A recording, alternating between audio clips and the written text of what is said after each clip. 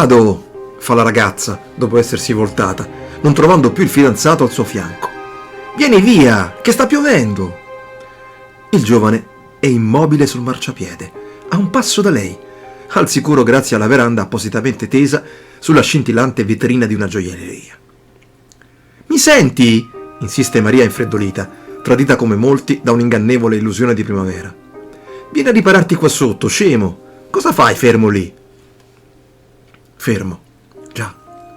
Corrado è fermo, con il capo chino, indifferente alle gocce di pioggia che man mano si affollano sul collo, decise a scivolare lungo la schiena e porre le basi per un robusto raffreddore.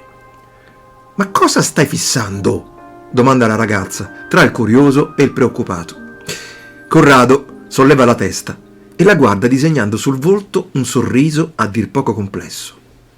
Ridi? Fa lei. No, sembra rispondere lui.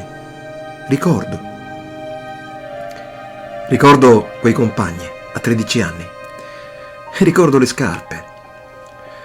Oggi andiamo a comprarci quelle nuove appena uscite. Sembravano intonare come un sol coro i più attenti ai fondamentali segni di distinzione tra le creature destinate al podio e le futili comparse dei banchi più sfigati.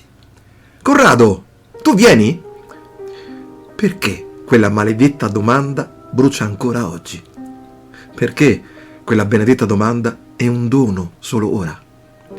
Sì, fu la mia risposta, menzogna di allora. Più tardi, una volta a casa, la seconda domanda, quella di mia madre, ancor più degna di essere lamentata adesso, fu questa. Che hai? Niente, mamma, fu l'immancabile risposta.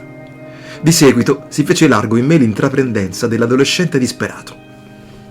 Anzi, ci sarebbe qualcosa. Mi daresti i soldi per comprare un paio di scarpe nuove? Ecco, tieni pure, Corrado, rispose mia madre. Questo è quello che ho. Questo è quello che puoi avere, mi dissi osservando i pochi spiccioli che quell'adorabile signora, dai molteplici lavori, era riuscita a racimolare. Che dire, ostinazione fu uno dei miei peccati di allora, così come ora leggo fantasia. Un attimo dopo mi aggiravo tra i banchi del mercato dell'usato e le vidi. Non erano loro, non lo sarebbero mai state, e soprattutto il colore era sbagliato. E giusto adesso, ma allora no, non lo sapevo. Non di meno il prezzo era perfetto. Avanzava pure qualcosa da ridare a mamma, guarda un po'. Così tornai a casa ed entrai con ciò che ritenevo di meritare, il massimo che spettava ai fasulli imitatori delle star scolastiche. Ma non mi arresi. Sistemai davanti a me la foto delle divinità su suola da una rivista e portai la mia coppia di Cenerentole in bagno con la scatola delle tempere. Sono un artista, mi dissi, mentre lavoravo di fino, e mi ripetevo, sembrano uguali, sembrano vere, io lo sembro. Quando finii, ero fiero di me. Le misi ai piedi e guardai il mio viso raggiante nello specchio. Ho vinto anch'io, esclamai in silenzio, malgrado tutto. All'improvviso entrò mia madre e vide gli sbavi di vernice sul pavimento. Chiusi subito la porta con incomprensibile vergogna, come se fossi stato sorpreso durante un furto, e mi affrettai a pulire.